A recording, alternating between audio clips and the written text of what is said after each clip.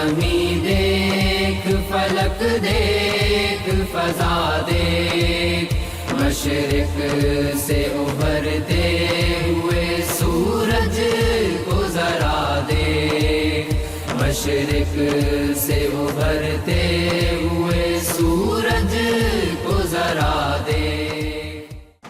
اب باری ہے مہمان خصوصی کی، جو اپنا ورودی خطبہ پڑھیں گے۔ جناب ڈاکٹر محمد سعید کریم دیوانی صاحب۔ بسم اللہ الرحمن الرحیم۔ محترم جناب صدر عالمی اردو مرکز اطہر نفیس عباسی صاحب، محترم جناب چیئرمین مجلس اقبال عامر خورشید صاحب، معزز اراکین مجلس اقبال اور محترم سامعین، سب سے پہلے تو میں مجلس اقبال کے چیئرمین جناب عامر خورشید صاحب کا دلی شکریہ ادا کرنا ضروری سمجھتا ہوں کہ انہوں نے مجھے آج کی اس محفل میں اظہار خیال کا موقع دیا۔ مجلس اقبال ہر ماہ جس تواتر اور تسلسل کے ساتھ اقبال کے حوالے سے ادبی محافل کا انعقاد کر رہی ہے، وہ نہ صرف یہ کہ اقبالیات بلکہ اردو ادب کی بہت بڑی خدمت ہے۔ اگر یہ کہا جائے کہ یہ ماہانہ مجلس پارک ٹی ہاؤس کی طرح شہر بھر کے شعراء اور ادباء کو مل بیٹھنے کا موقع بھی فراہم کرتی ہے تو بے جانا ہوگا۔ میرا آج کا موضوع ہے اقبال اور اطفال۔ آئیے اقبال کے اس کلام پر طائرانہ نظر ڈالتے ہیں جو خاص طور پر بچوں سے متعلق ہے۔ اقبال نے بچوں کے بارے میں جو نظمیں لکھی وہ ان کے شعری مجموعے بانگ درا کے اس حصے میں شامل ہیں جو شاعری کے اعتبار سے 1905 عیسوی سے پہلے کے زمانے کی تخلیقات پر مبنی ہے۔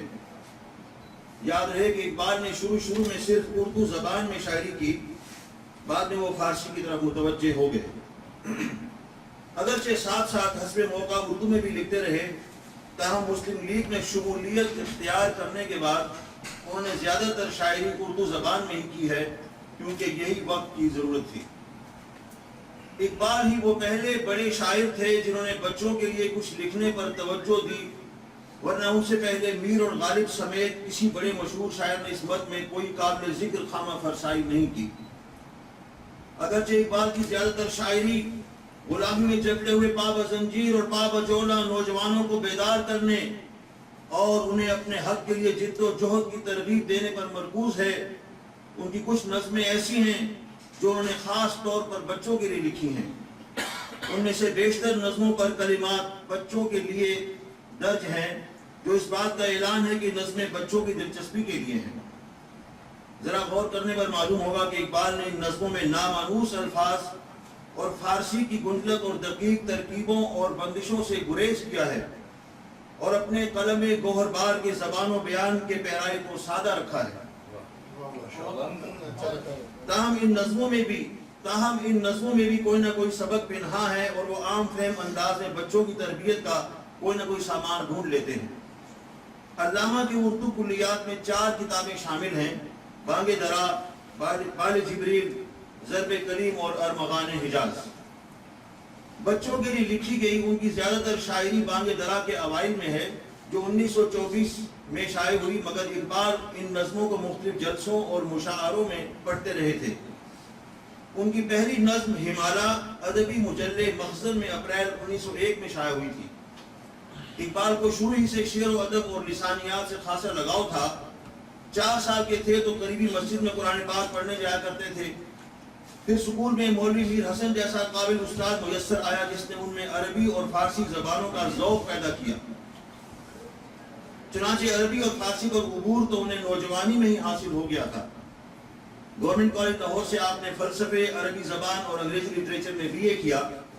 اقبال نے انگریزی ادب پڑھا ہی نہیں، بعد میں گورنمنٹ کالج لاہور میں پڑھایا بھی ہے۔ لہذا انگریزی ادب کے طالب علم کی حیثیت سے اگر وہ انگریزی شعراء کے کچھ موتی اور مروارید اردو زبان میں لے آئے تو اس میں اچھمے والی کوئی بات نہیں۔ ان کے مجموعہ کلام بانگ درا کا مطالعہ شروع کریں تو پہلی نظم ہمالا اور دوسری گلے رنگین کے بعد تیسری ہی نظم انہوں نے خود اپنے عہد طفولیت کے بارے میں عہد طفلی کے نام سے لکھی ہے۔ عہد طفلی کے نام سے لکھی ہے، جس میں وہ اپنے بچپن اور ایک طفل کی جستجو اور گرد و پیش کی چیزوں کو پرکھنے اور سمجھنے کی لگن کو کچھ اس طرح بیان کرتے ہیں۔ تھے دیار نو زمین و آسماں میرے لیے، وسعت آغوش مادر ایک جہاں میرے لیے، تھی ہر ایک جنبش نشان لطف جاں میرے لیے، حرف بے مطلب تھی خود میری زباں میرے لیے۔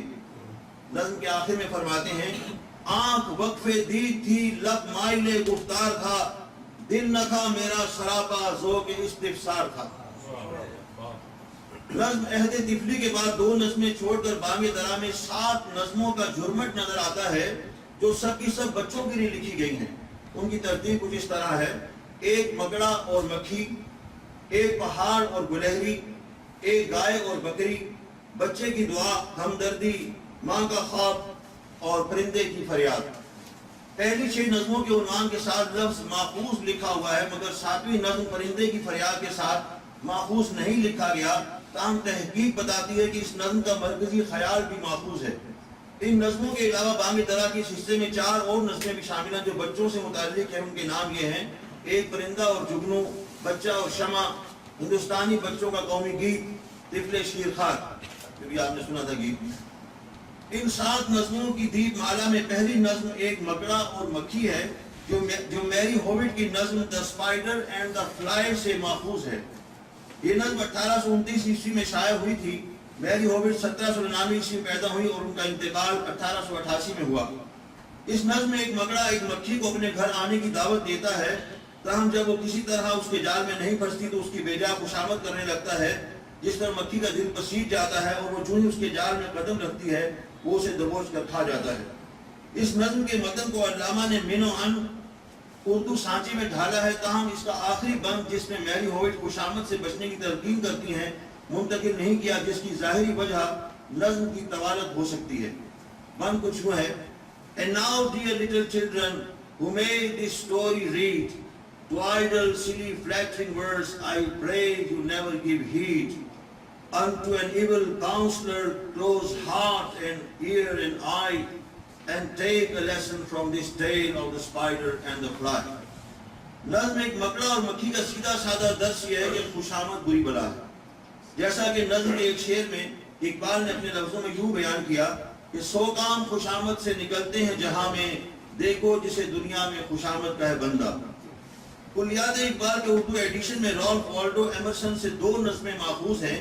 نظم رخصت بزم جہاں جو عام قارئین کے لیے ہے، جبکہ دوسری نظم ایک پہاڑ اور گلہری بچوں کے لیے لکھی گئی ہے۔ اس سبق آموز نظم کا پیغام یہ ہے کہ کائنات کی کسی چیز کو کمتر نہیں سمجھنا چاہیے۔ قدرت نے کوئی چیز بلا مقصد پیدا نہیں کی اور ہر شے کی اپنی افادیت اور اہمیت ہے۔ اقبال نے اس نظم کو اردو کا لبادہ پہناتے ہوئے مقامی ثقافت کو بھی مد نظر رکھا ہے۔ مثلا ایمرسن نے یوں لکھا کہ Talents differ, all is well and wisely put. Talents differ, all is well and wisely put. If I cannot carry forests on my back, neither can you crack a nut. Iqbal نے nuts کا ترجمہ چھالیا کیا ہے۔ کہتے ہیں جو تو بڑا ہے تو مجھ سا ہنر دکھا مجھ کو، یہ چھالیا ہی ذرا توڑ کر دکھا مجھ کو۔ نہیں ہے چیز نکمی کوئی زمانے میں، کوئی برا نہیں قدرت کے کارخانے میں۔ بچوں کے لیے لکھی ہوئی علامہ اقبال کی نظموں میں زیادہ تر ذکر جانوروں اور پرندوں کا آتا ہے، مثلا بلبل، جگنو، گلہری، گائے، بکری، مکڑا اور مکھی۔ اقبال کی نظم ایک گائے اور بکری بھی ماخوذ ہے اور اپنے اندر عظمت انسان کا درس لیے ہوئے ہے کہ انسان اس دنیا میں مرکزی حیثیت رکھتا ہے، ساری رونقیں اسی کے دم سے ہیں۔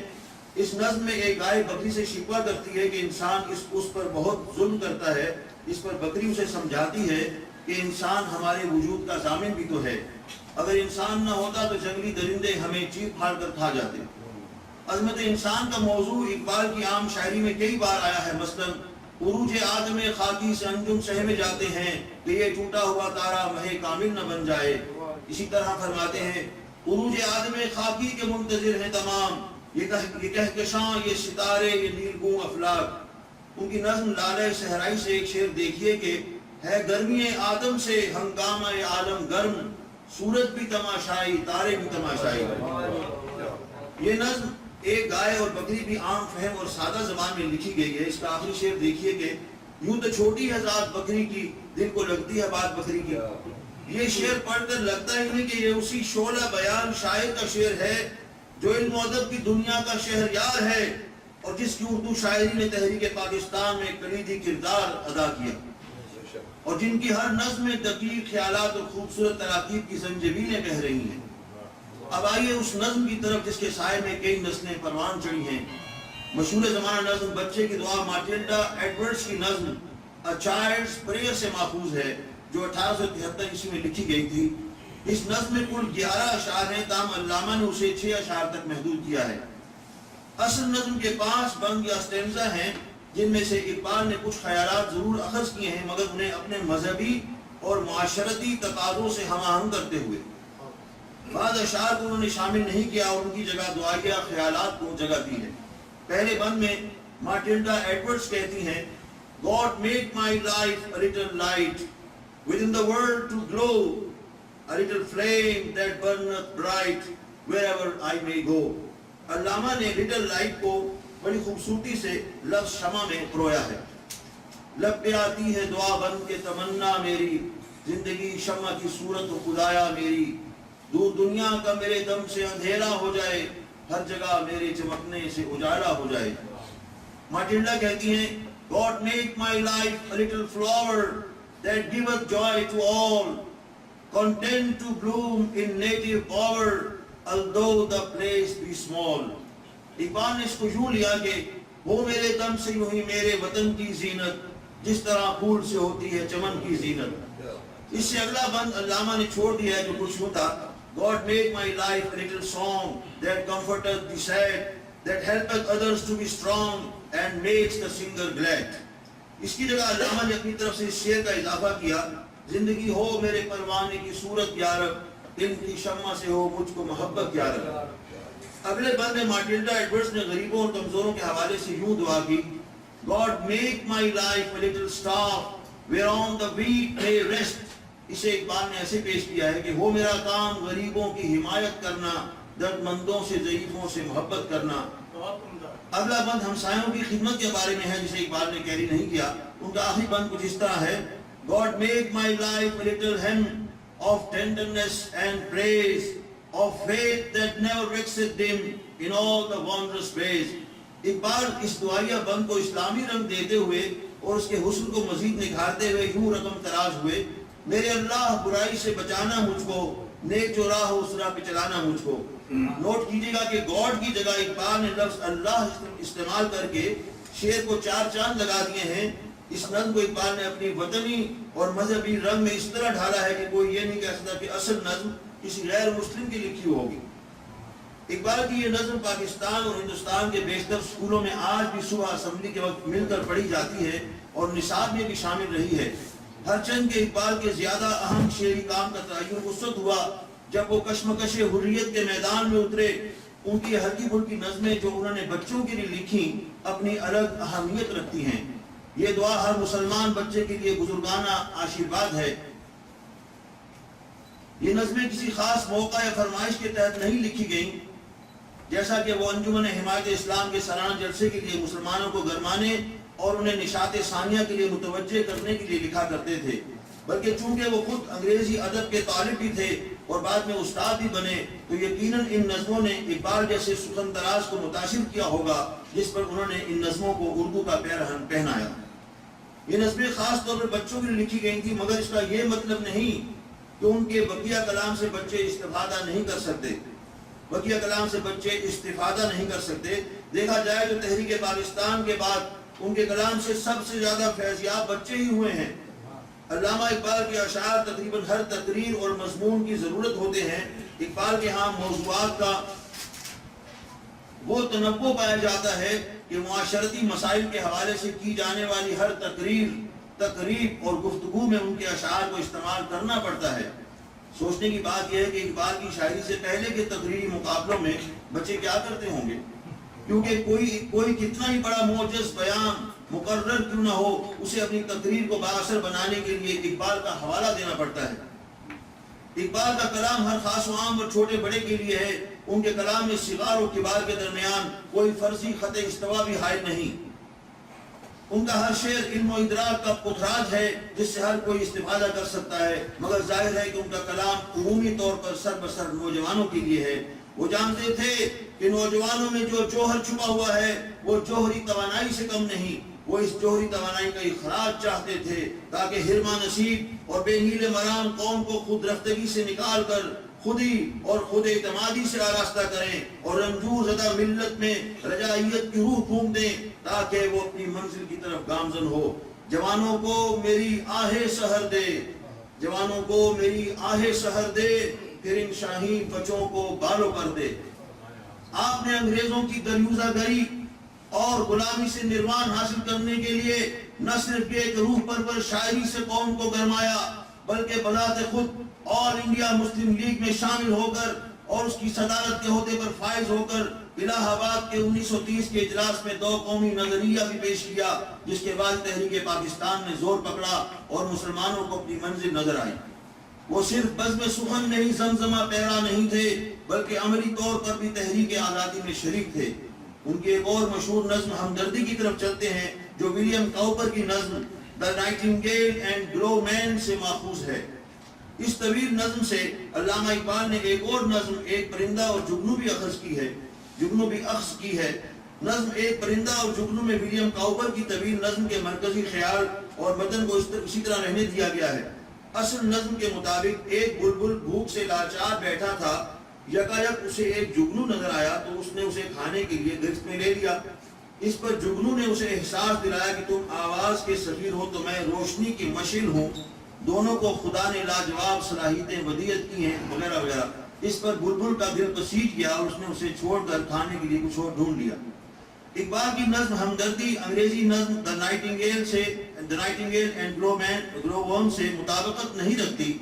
اقبال نے اس نظم کو مختصر کرتے ہوئے 8 شعروں تک محدود کیا اور اس کے مرکزی خیال کو تبدیل کرتے ہوئے اس میں مزید خوبصورتی اور نکھار پیدا کیا ہے، ساتھ ہی ساتھ بچوں کو ہمدردی کا درس دیا ہے۔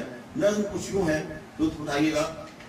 ٹہنی پہ کسی شجر کی تنہا بلبل تھا کوئی اداس بیٹھا، کہتا تھا کہ رات سر پر آئی، اڑنے چگنے میں دن گزارا، پہنچوں کس طرح آشیاں تک، ہر چیز پہ چھا گیا اندھیرا، سن کر بلبل کی آہ وزاری، جگنو کوئی پاس ہی سے بولا، حاضر ہوں مدد کو جانو دل سے، کیڑا ہوں اگرچہ میں ذرا سا، کیا غم ہے جو رات ہے اندھیری، میں راہ میں روشنی کروں گا، اللہ نے دی ہے مجھ کو مشعل، چمکا کے مجھ کو دیا بنایا، ہیں لوگ وہی جہاں میں اچھے، آتے ہیں جو کام دوسروں کے۔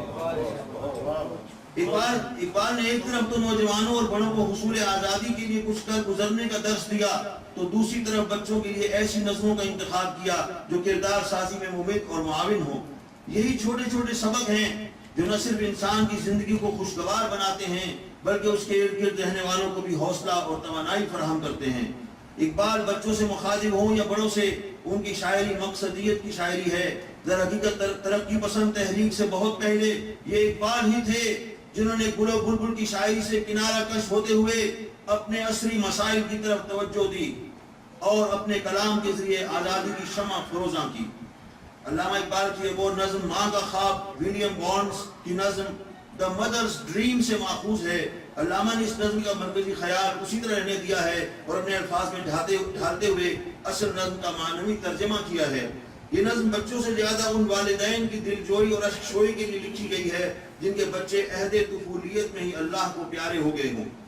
حقیقت یہ ہے کہ اس نظم کو پڑھ کر سانحہ آرمی پبلک اسکول پشاور کے بچے اور ان کے والدین یاد آتے ہیں اور ایسے لگتا ہے کہ علامہ جیسے فکر رسا رکھنے والے صاحب کشف شاعر نے یہ نظم انہی والدین کے لیے لکھی ہو۔ شاید اقبال اپنی قوم کے مستقبل کا ادراک رکھتے تھے۔ اس نظم میں ایک بچہ خواب میں آ کر اپنی والدہ کو احساس دلاتا ہے کہ اس کے رونے دھونے سے اس کی آخرت کی منزل میں دشواری پیش آ رہی ہے۔ ان کی 7ویں نظم پرندے کی فریاد میں بھی بچوں کے لیے ایک چھوٹا سا سبق ہے۔ اس نظم میں اقبال نے ان بچوں تک رسائی کی کوشش کی ہے جو پرندوں کو پنجرے میں قید کر کے رکھتے ہیں۔ ہر چند کے پنجرے میں محصور چڑیاں، طوطے اور دیگر پرندے بچوں کے لیے خوشی اور مسرت کا سامان ہوتے ہیں، مگر اقبال نے پرندے کے احساسات اور مشکلات کو بچوں تک بڑے سادہ اور دل فریب انداز میں پہنچایا ہے کہ وہ جس تکلیف سے گزر رہے ہیں اس کا بھی کوئی ازالہ ہونا چاہیے۔ کہتے ہیں گانا اسے سمجھ کر خوش ہو نہ سننے والے، دکھتے ہوئے دلوں کی فریاد یہ صدا ہے، آزاد مجھ کو کر دے وہ قید کرنے والے، میں بے زباں ہوں قیدی تو چھوڑ کر دوالے۔ ہرچند کہ اس نظم کے ساتھ ماخوذ نہیں لکھا گیا، مگر غالباً علامہ کو یہ نظم لکھنے کا خیال جیرارڈ مینلی ہاپکنس کی نظم دا کیجڈ اسکائی لارک پڑھ کر آیا ہو، کیونکہ اس نظم کا بھی مرکزی خیال اسی نظم پرندے کی فریاد سے ملتا جلتا ہے۔ مذکورہ نظم میں محض پرندے کی تکالیف اور اس کی ذہنی کوفت کا ذکر ہے، مگر اقبال نے ایک قدم آگے بڑھ کر اسے آزاد کرنے کا خوبصورت درس دیا ہے۔ بانگ درا میں ان 7 نظموں کے علاوہ ایک اور نظم طفل شیر خوار ہے جو ان کے عہد جوانی کی ہے۔ اس میں انہوں نے خود کو طفل شیر خوار کی طرح نادان اور دنیاوی حقیقتوں سے بے خبر بتایا ہے۔ نظم کے پہلے 2 شعر کچھ یوں ہیں: میں نے چاقو تجھ سے چھینا ہے تو چلاتا ہے کیوں، مہرباں ہوں میں مجھے نامہرباں سمجھا ہے تو، پھر پڑا روئے گا اے نو باردے عقلی میں غم، چب نہ جائے دیکھنا باریک ہے نو کے قلم، تیری صورت گاہ گریاں گاہ خنداں میں بھی ہوں، دیکھنے کو نوجواں ہوں طفل ناداں میں بھی ہوں۔ اقبال نے ایک اور نظم ہندوستانی بچوں کا قومی گیت کے عنوان سے لکھی ہے جو وطن پرستی اور حب الوطنی پر مبنی ہے۔ کیونکہ اس وقت پاکستان کا قیام عمل میں نہیں آیا تھا اور برصغیر کا علاقہ ہندوستان ہی کے علاقہ تھا، اس لیے ان نظموں میں ہندوستانی بچوں کی ترجمانی کی گئی ہے جس میں ہمارے ہاں کے بچے بھی شامل ہیں۔ اپنی نظم بچہ اور شمع میں اقبال نے شمع اور بچے کا یوں موازنہ کیا ہے: شمع ایک شعلہ ہے لیکن تو سراپا نور ہے، آہ اس محفل میں یہ عریاں ہے تو مستور ہے، دست قدرت نے اسے کیا جانے کیوں عریاں کیا، تجھ کو خاک تیرا کے فانوس میں پنہاں کیا۔ اقبال کی ایک اور دعا بھی خاصی شہرت کی حامل ہے، ہرچند کہ وہ صرف بچوں کے لیے مخصوص نہیں ہے: یا رب دل مسلم کو وہ زندہ تمنا دے جو قلب کو گرما دے جو روح کو تڑپا دے۔ علامہ اقبال کی والدہ امام بی بی کا انتقال 1914 عیسوی میں سیالکوٹ میں ہوا۔ آپ نے اپنی والدہ کی یاد میں 86 اشعار پر مشتمل ایک طویل نظم لکھی ہے جس کا عنوان ہے والدہ مرحومہ کی یاد میں۔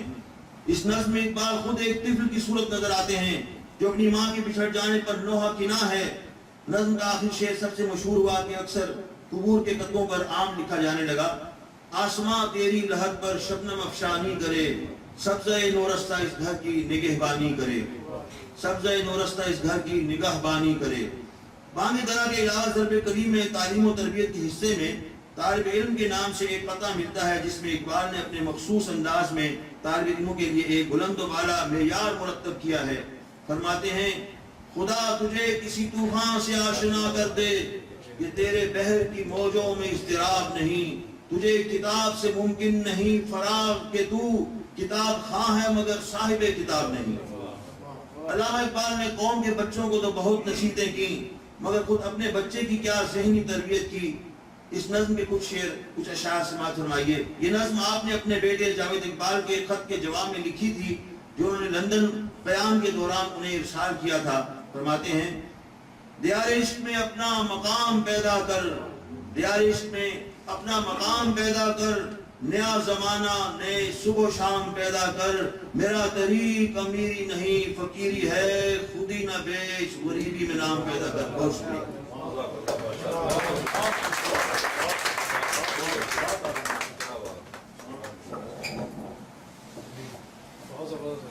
یہ تھے جناب ڈاکٹر سعید بھیوانی صاحب جو اپنا پوری خطبہ بہت عمدہ، اور ڈاکٹر صاحب آپ کے خطبے نے بہت متاثر کیا۔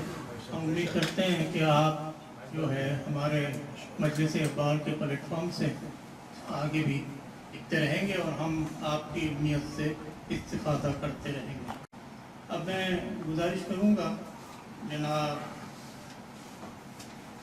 عامر خورشید صاحب سے جو ڈاکٹر عرفان ہاشمی، جیسا کہ آپ سب حضرات کو معلوم ہے کہ مجلس اقبال کے چیئرمین تھے اور وہ اس مجلس کو وہی چلاتے تھے، وہ امریکہ منتقل ہو گئے، مگر یہ ہے کہ ان کا لگاؤ کمیونٹی سے، عالمی اردو مرکز سے اور ہماری اس مجالس سے ابھی بھی ان کا دل جڑا ہوا ہے، وہ ہم سے کسی بھی طرح کٹنا نہیں چاہتے ہیں۔ انہوں نے امریکہ سے کچھ لکھ کے بھیجا ہے، تو میں گزارش کروں گا مجلس اقبال کے حالیہ چیئرمین جناب عامر خورشید رضوی صاحب سے कि वो पढ़ते हैं। बिस्मिल्लाहिर्रहमानिर्रहीम नहमदुहु व नसल्ली अला रसूलिल करीम।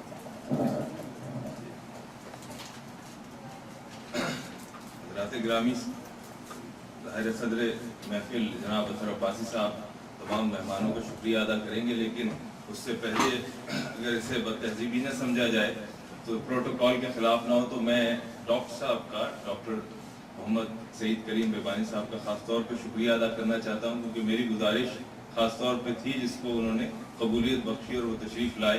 डॉक्टर साहब एक हफ्त ज़ुबान शख्सियत है और हश्त पहलू शख्सियत है। आप मेरी बदकिस्मती कि मैं अपने 18 साल क़याम के दौरान जद्दा में पहले उनसे मुतारिफ नहीं हो सका। तो डॉक्टर साहब जो हैं वो कुरान पाक की तिलावत बहुत उम्दा करते हैं, आप शायर हैं, आपने यहाँ पे रहते हुए इससे मज़ा बरकरार रखी हुई है, ये बहुत मौजज़ा है। और आपकी नज़में हम पढ़ते रहते हैं अखबारों में, और डॉक्टर साहब क्रिकेट पर बहुत गिरफ्त रखते हैं और मैच भी करवाते हैं। तो अब आप पता नहीं, समझ में नहीं आता कि उन्हें किस तरह से उनको इनकी शख्सियत का तारुफ कराया जाए। और फिर आज आपने ये मज़मून जो पढ़ा तो इस पर आपकी तहकीकी गिरफ्त और जो अल्फाज का चुनाव था और ख़यालात का फैलाव था वो सब आप पर वाज़ेह हुआ। तो बाकायदा एक तहकीकी मज़मून है ये, जिसे हमारी ख्वाहिश होगी कि छपना चाहिए। और अगर कोई ऐसी सूरत हो कि हम यहाँ पे जो चीज़ें पेश की जाती हैं उनको आइंदा अगर वो कागज़ पे न छपें तो इलेक्ट्रॉनिकली कम से कम उनको छपवा दें, तो इस पर भी हम कुछ मशवरा करेंगे इंशाल्लाह। तो आज का जो मौजू था बच्चों का अदब, बहुत अहम मौजू है और इस पर अमूमन नज़र नहीं जाती लोगों की, तो इसका जो आपने इंतखाब किया उस पर भी मैं आपको मुबारकबाद पेश करता हूँ। और कम लोगों ने लिखा है लेकिन बहुत अहम मौजू है, क्योंकि बच्चे जब अपनी इब्तदाई स्टेज पर होते हैं तो वहीं से उनके जो कदोखाल हैं वो बनते हैं, और जो बड़े फनकार और शायर हैं वो इस चीज़ को नज़रअंदाज नहीं करते। तो इकबाल ने भी नहीं किया और आपने देखा कि कितनी अच्छी चीज़ें उन्होंने लिखी, और इस्माइल मेरठी का नाम भी सिलसिले में है। बहरहाल ये आज का मौजू नहीं है, तो मैं अपने असल मौजू की तरफ जाता हूँ कि मुझे डॉक्टर इरफान हाशमी साहब ने सुबह मुझे, हाँ एक चीज़ मैं भूल गया, डॉक्टर साहब डॉक्टर भी तो हैं मसीहा भी हैं। इससे मुझे याद आया कि सुना है कि एक दफ़ा डॉक्टर अल्लामा इकबाल, सर मोहम्मद इकबाल जो थे वो अपने मैक्लोड रोड वाले घर पे, और जैसे वो होता था, मैं गया हूँ वहाँ पे, आप लोगों ने भी देखा होगा लाहौर में, वो बहुत वसी उसका लॉन है, तो वहीं पर वो चारपाई डालकर और वो बनियान और धोती में वहाँ बैठे रहते थे, किताबें पढ़ते थे। तो जो भी आना चाहे वो आ जाता था, चाहे वो तांगे वाला हो, चाहे वो कोई स्कॉलर हो, चाहे वो प्रोफेसर हो। तो सुना ये है कि एक दफ़ा वो वहाँ पे उसी हालत में बैठे थे, तो एक खातून तशरीफ लाई पंजाब के देहात से, उन्होंने कहा कि वो उन्होंने देखा होगा कि डॉक्टर लिखा हुआ है कहीं, तो वो आ गई अंदर। तो उन्होंने कहा कि मेरे ढिड से पीड़ है, तो उन्होंने कहा मेरे पेट में दर्द है। तो उन्होंने कहा कि मैं वो डॉक्टर नहीं हूँ। तो उन्होंने कहा मेरी मज भी बीमार है, मेरी भैंस भी बीमार है। तो उन्होंने कहा मैं वो डॉक्टर भी नहीं हूँ। तो उन्होंने कहा फिर आपकी डॉक्टरी का हमें क्या फायदा। तो लेकिन डॉक्टर साहब की वाकई डॉक्टर है, तो आपको जरूरत हो तो अपने इलाज के लिए, भैंस के लिए किसी और से रुजू कीजिएगा। तो डॉक्टर इरफान हाशमी भी डॉक्टर है बाकायदा, और वो हमें याद आते रहते हैं। और आज सुबह जब मैं जी वो भी बाकायदा डॉक्टर है, तो वो आज सुबह मैं असल में नमाज पढ़ के सो जाना जो है जद्दा की खासियत, जुम्मे के दिन तो खास तौर पे। तो वो डॉक्टर साहब ने मुझे सुबह फ़ोन किया, सुबह तो नहीं थी जद्दा के हिसाब से, लेकिन यानी उनके हिसाब से तो कोई और वक्त था, लेकिन मेरे हिसाब से सुबह थी। तो मैं उठा तो उन्होंने कहा कि भाई मैं तुम्हें अनल हक के उन्वान से एक नज़्म भेज रहा हूँ और तुम वो पढ़ के सुना देना। अब मुझे समझ में नहीं आया कि मैं ख्वाब देख रहा हूँ ये हकीकत है, क्योंकि ये बड़ी सकील नज़्म है अनल हक जो उन्होंने अल्लामा इकबाल ने लिखी है, और अरमुगान हिजाज में गालिबन शामिल है उनकी किताब में, फारसी हिस्से में। और डॉक्टर साहब ने उसमें कुछ छोटा सा शजरा भी भेजा। तो फदाउर रहमान साहब तशरीफ रखते हैं, मैं उनकी इजाज़त से कि फारसी में गलती हो तो बता दें मुझे। मैं वो डॉक्टर साहब का पहले जैसा उन्होंने लिखा है जो मुझे समझ में आया, थोड़ा फीका था, तो वो मैं पढ़ के सुना देता हूँ क्योंकि उनका हुक्म था। और उसके बाद फिर ये नज़्म थोड़ी सी, और उसके बाद हमारे पास 6:10 पे मगरिब کا وقت ہوگا انشاءاللہ، تو اس سے پہلے ہم سمیٹیں گے. صاحب صدر نے بھی اس کے بعد اس کو شکریہ ادا کرنا ہے اور بات کرنی، تو میں جلدی یہ کوشش کرتا ہوں کہ اسے سمیٹوں. ڈاکٹر عرفان ہاشمی صاحب لکھتے ہیں کہ اقبال جہاں فرد اور ذات اور شخصی خودی کی انتہا حضور پاک صلی اللہ علیہ وسلم کی ذات اقدس میں دیکھتے ہیں، وہیں ملت کے جلال و جمال کی بنیاد بھی قرآن کے پیغام میں دیکھتے ہیں. جہاں اقبال فرد کی خودی کی پرورش اور نمود نفس کی گہرائیوں کو قرآن اور سنت میں غوطہ زن ہو کر تلاش کرنے میں سمجھتے ہیں، وہیں انسان کی اجتماعی زندگی اور ملت کے شعور کا منبع اور اس کے جلال و جمال کی نمو بھی قرآن پاک کے پیغامات میں تلاش کرتے ہیں. اور یہی اقبال کے ان اشعار کی روح جو میں آگے پڑھوں گا. اقبال اپنے انقلابی مزاج میں حاضر و موجود سے بیزار ہیں اور انسان کو شعور اور ارتقاء کی نئی بلندیوں تک جہد مسلسل پر ابھارتے ہیں اور اس سارے عمل کی بنیاد قرآن کے پیغامات میں سمجھتے ہیں. آج جب ہم مغربی ممالک کی طرف دیکھتے ہیں تو ان کی تمام تر خرابیوں کے باوجود وہ تسخیر کائنات اور تیز رفتاری سے ترقی کرتے ہوئے نظر آتے ہیں. انسانی فطرت میں تسخیر و تعمیر کائنات کے وصف کو اقبال نے تو شب آفریدی چراغ آفریدم، صفال آفریدی ایاغ آفریدم کے طور پر بیان کیا ہے. وہ فرد کی خودی کی طرح قوم اور ملت کی خودی کو بھی کل کائنات سے نبرد آزما کر کے تسخیر کی طرف متحرک کرتے ہیں. اقبال فرد اور ملت ہر دو کو کائنات سے نبرد آزما دیکھنا چاہتے ہیں، لیکن تسخیر کے اس عمل کو خدا کے تابع بھی دیکھتے ہیں اور لا غالب الا اللہ کا سبق سکھاتے ہیں. قوم اور ملت اسلام صحیح الخیال اور صحیح العقائد رستے پر چل کر یقین محکم کے مقام پر فائز کرنا چاہتے ہیں اور اس کا اظہار اقبال کا مقصود ہے. اقبال کے پیغام میں فرد اور ملت دونوں کی ہستی کا اثبات، خدا کی ہستی کا اقرار اور اس کے تحت ہی اپنی نفسیاتی اور ذہنی ساخت اور بقا کا اظہار مقصود ہے. پھر اور صاحب نے لکھا. اب یہ نظم یہ ہے ان الحق کے عنوان سے ہے. آپ کو سب کو معلوم ہے کہ یہ کوئی 310 ہجری اور کوئی 10ویں صدی عیسوی میں منصور حلاج نام کے جو شخص تھے جو کہ جنید بغدادی کے شاگرد بھی تھے، ان پہ ایسی کیفیت آئی کہ انہوں نے الحق کا نعرہ لگایا اور اس کے بعد ان کو پھانسی پر لٹکا دیا گیا. اور وہ کیوں لٹکایا گیا؟ کیا یہ اس کا مقصود نہیں ہے نظم کا؟ کیونکہ اقبال پہلے ہی شعر میں اس سے اس سوال سے انحراف کر لیتے ہیں اور اصل مقصد کی طرف آتے ہیں. کہنا وہ یہ چاہتے ہیں کہ ایک جو انفرادی شخصیت ہے اس کو تو ان الحق کہنا مناسب نہیں ہے، لیکن اجتماعی طور پر اگر کوئی قوم چاہے تو خدائی صفات پیدا کر سکتی ہے. یہ اس کا بنیاد ہے. تو اقبال کہتے ہیں ان الحق جز مقام کبریا نیست، سزائے او چلی پا ہست یا نیست. کوسچن مارک ہے. اگر فرد بگویت سرزنش بے، اگر قوم بگویت ناروا نیست. یعنی ان الحق کہنا خدا کی بڑائی کے سوا کسی کے لیے نہیں ہے. اس کی سزا پھانسی ہے یا نہیں؟ Question mark. کہ لگنا چاہیے تھا پھانسی سے یا نہیں؟ لیکن اگر ایک فرد ان الحق کہے تو اس کی سزا ہے، لیکن اگر قوم کہے تو ناجائز نہیں. ٹھیک ہے. اس کے بعد یہ بہت کچھ طویل ہے، میں چند اس میں سے پیش کر رہا ہوں کیونکہ وقت بھی کم ہے. وجودش شولہ سوز درون است، چو خس او را جہان چند و چون است. کنت شرح ان الحق ہمت او پہ ہر کن کے می گوید یکون است. پہ ہر کن کے می گوید پر یکون است. اس قوم کا وجود اندرونی سوز عشق کی حرارت سے شعلہ بن گیا اور اس کے لیے جہان خس و خاشاک کی مانند ہو گیا. یعنی جس قوم نے اللہ کہا اس میں اتنی قوت آ گئی کہ اس کے لیے دنیا جو ہے وہ خس و خاشاک ہو گئی، وہ اس سے بہت آگے چلی گئی. اس کے بعد وہ کہتے ہیں بب آغاں اندلیب خوش سفیرے، براغاں جرا باز زود گیرے، امیر او بسلطانی فقیرے، فقیر او بدرویشی امیرے. یعنی باغوں میں بلبل خوش آواز ہوتی ہے، لیکن جب وہ جو امن و سکون کی علامت ہے، لیکن جب وہ پرندوں میں شکاری باز کو دیکھتی ہے تو وہ اس پر جھپٹ پڑتی ہے. یعنی اس کا کردار تبدیل ہو جاتا ہے، کسی ایک انوائرمنٹ میں اور ہے، دوسری انوائرمنٹ میں اور ہے. تو اسی طرح وہ اسلام مسلمانوں کو دیکھنا چاہتے ہیں کہ جب ان کو چیلنج سے نبرد آزماؤ تو ان کے اندر اس سے نبٹنے کی صلاحیت بھی موجود ہونی چاہیے. وہی انا لفظ سے وہ لے رہے ہیں, اور یہ اصل میں تو استنباط ہے قرآنی آیات سے, ان کی سب چیزوں میں ریفلیکشن ہوا ہے.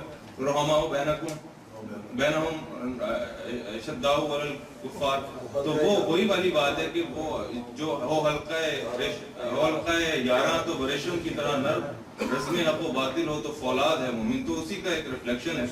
تو امیر اوبا سلطانی فقیر ہے کہ اس کی امیری جو ہے اس میں بھی فقیری میں بھی امیری ہے اور امیری میں بھی فقیری ہے. اور آخر میں کہتے ہیں بجام نو کہن میں از سبو ریز, فروغ خیش را بر خاک و کو ریز, اگر خواہی ثمر از شاخ منصور, بدل لا غالب اللہ فرو ریز. یعنی اپنے نئے پیالے سے پرانی شراب کو میرے نئے پیالے میں ڈال دے اور اپنی روشنی سے بلند عمارات کو فتح یاب کر اور اپنی پرانی روایات کو اثر نو پر ایمان کی روشنی سے بحال کر دے.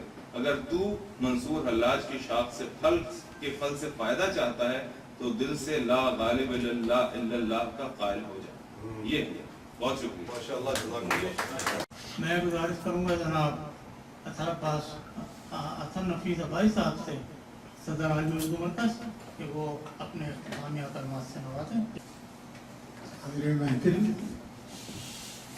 اور مہمان خصوصی ڈاکٹر ربانی صاحب, آپ تمام حضرات نہ صرف شکریہ کے مستحق ہیں بلکہ قابل مبارکباد ہیں کہ آپ کی محبتوں کے بغیر یہ محفل کبھی کامیاب نہیں ہو سکتی.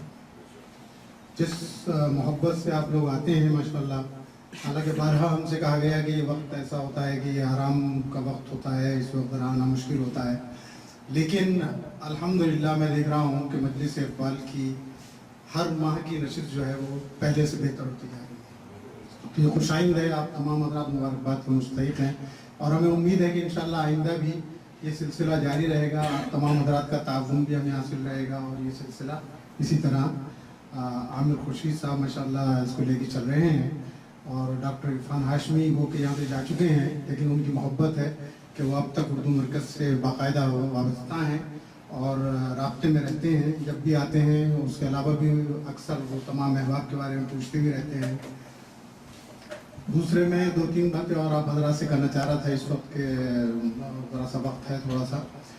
ایک تو یہ ہے کہ اردو مرکز انشاءاللہ اپنے جو سالانہ پروگرام کرتا تھا مشاعرے کے سلسلے میں, تو اس میں پیش رفت ہو رہی ہے, اور انشاءاللہ امید ہے کہ مارچ میں ہم عالمی مشاعرہ منعقد کر سکیں گے انشاءاللہ. اس کے علاوہ ایک اور پروگرام ہم شروع کر رہے ہیں اردو مرکز کا, جو سالانہ یا سال میں 2 مرتبہ ہوگا. جو اس سلسلے کا پہلا پروگرام جو ہے انشاءاللہ 17 فروری کو لاسانی مدینہ روڈ میں ہے, اور اس کا سلسلہ یہ ہے کہ وہ کسی بھی انڈو پاک کے کسی سینئر شاعر یا ادیب کے حوالے سے ایک شام ہوگی جو ان کے ساتھ منائی جائے گی. تو جو یہاں مقیم ہیں سعودی عرب میں جو شعراء ہیں اردو کے اور ادیب ہیں, ان کے حوالے سے ایک پروگرام ہم شروع کر رہے ہیں. تو انشاءاللہ 17 فروری کو نعیم باز پوری کے ساتھ جو ہے یہ پہلی تقریب ہوگی عالمی اردو مرکز کے زیر اہتمام. تو آپ تمام حضرات سے گزارش ہے کہ اس کو کامیابی کریں, اور اس میں جی لاسانی مدینہ روڈ ڈسپینسر عشاء کے بعد دعوت نامہ آپ کو مل جائے گا باقاعدہ انشاءاللہ. ابھی دعوت نامے وغیرہ ہیں اس کے بن رہے ہیں, تو ایسے بھی ہو جاتا ہے تو کیونکہ ذرا مسائل تھے کچھ جگہ کی وجہ سے, اس وجہ سے دیر لگ رہی تھی اس میں تھوڑی سی, تو وہ انشاءاللہ ہو جائے گی. اس کے علاوہ جیسا کہ عامر خورشید نے کہا, اصل میں ہمارے پروگرام میں یہ چیز شامل تو ہے کہ جو بھی مضامین پڑھے جا رہے ہیں خصوصاً مجلس اقبال میں, اس کو کتابی شکل میں بھی انشاءاللہ ترتیب دیا جائے گا. ابھی میں پاکستان گیا تھا تو وہاں بھی لوگوں نے خاص طور سے کہا, کیونکہ یوٹیوب پہ لوگ دیکھتے رہتے ہیں اور سنتے رہتے ہیں, تو یوٹیوب پہ تو سب موجود ہیں, یعنی الیکٹرانیکل تو ہمارے پاس ساری چیزیں محفوظ ہیں, لیکن ہم چاہتے ہیں کہ اس کو بھی کتابی شکل میں جو ہے لایا جائے, اور انشاءاللہ ہماری کوشش ہوگی جتنے جلدی ممکن ہو سکا ہم لے کے آئیں گے اس کو کتابی شکل میں. اور آپ تمام حضرات سے یہ بھی گزارش ہے کہ اردو مرکز کا جو صفحہ ہے, جو پیج ہے فیس بک پہ, اس کو آپ لائک بھی کریں, اور اس کے ساتھ ساتھ عامر خورشید تھوڑا سا اس پہ روشنی ڈالیں گے کہ وہ ہم نے ایک چینل اپنا لیا ہے یوٹیوب پہ, اس میں بھی آپ کا تعاون ہمیں چاہیے, اور اس میں وہ سبسکرائب آپ کو کرنا ہے جا کے, तो अगर आप सब्सक्राइब कर लेंगे और हमारी जो उनकी जो लिमिट है वो पूरी हो जाती है तो फिर हमारा चैनल बाकायदा हमारे साथ सिर्फ सब्सक्राइब आपको करना है। हम पहले भी कई दफ़ा रिक्वेस्ट भेज चुके हैं, दोबारा हम फिर आप तमाम हजरात को रिक्वेस्ट भेजेंगे, तो ज़रा देखिएगा उसको, अगर वो हो जाए तो उससे हमें ज़रा थोड़ी सी सहूलत। चंद शेर मैं पेश करता हूँ। अल्लामा की वाले जिब्रील में एक गज़ल है, अल्लामा की 8 अशार पर मुश्तमिल, बड़ा मशहूर उसका मिसरा है, यही है रफ्ते सफ़र मीर कारवां के लिए। तो उस पर चंद शेर मैंने कहे वो पेश कर देता हूँ कि जो सायादार हों हर एक कारवां के लिए, जो सायादार हों हर एक कारवां के लिए, लगाओ ऐसे शजर राह में निशां के लिए, लगाओ ऐसे शजर राह में निशां के लिए, और निशाने मंजिले इंसानियत नुमाया हो, निशाने मंजिले इंसानियत नुमाया हो, लहू के दीप जलाओ जो कारवां के लिए, लहू के दीप जलाओ जो कारवां के लिए, और अरक अरक है बदन जिसका तार तार लिबास, अरक अरक है बदन जिसका तार तार लिबास, उसे लिखो सरे फहरिस्त बालगां के लिए, उसे लिखो सरे फहरिस्त बालगां के लिए। और मिसरा लगाया मैंने कि खुलूसे राहबरी शौक़े मंजिले मकसूद, खुलूसे राहबरी शौक़े मंजिले मकसूद, यही है रफ्ते सफर मीर कारवां के लिए, यही है रफ्ते सफर मीर कारवां के लिए। खुलूसे राहबरी शौक़े मंजिले मकसूद, यही है रफ्ते सफर मीर कारवां के लिए। और फरेब खुर्दगिए दिल शिकस्तगां की कसम, फरेबे खुर्दगिए दिल शिकस्तगां की कसम, कलम लहू में डुबोना है दास्तां के लिए, कलम लहू में डुबोना है दास्तां के लिए, कलम लहू में डुबोना है दास्तां के लिए।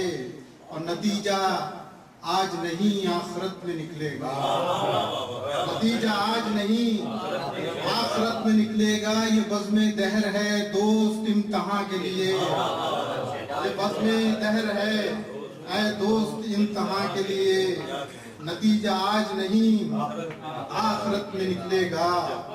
ये बज़्म दहर है ऐ दोस्त इम्तिहान के लिए। और मक्ता है जहां में परचमे हक हो बुलंद है अथर, जहां में परचमे हक हो बुलंद है अथर, यही इलाज है पस्ती ये बेकरां के लिए, यही इलाज है पस्ती ये बेकरां के लिए। लगाओ वैसे शजर राह में निशान के लिए।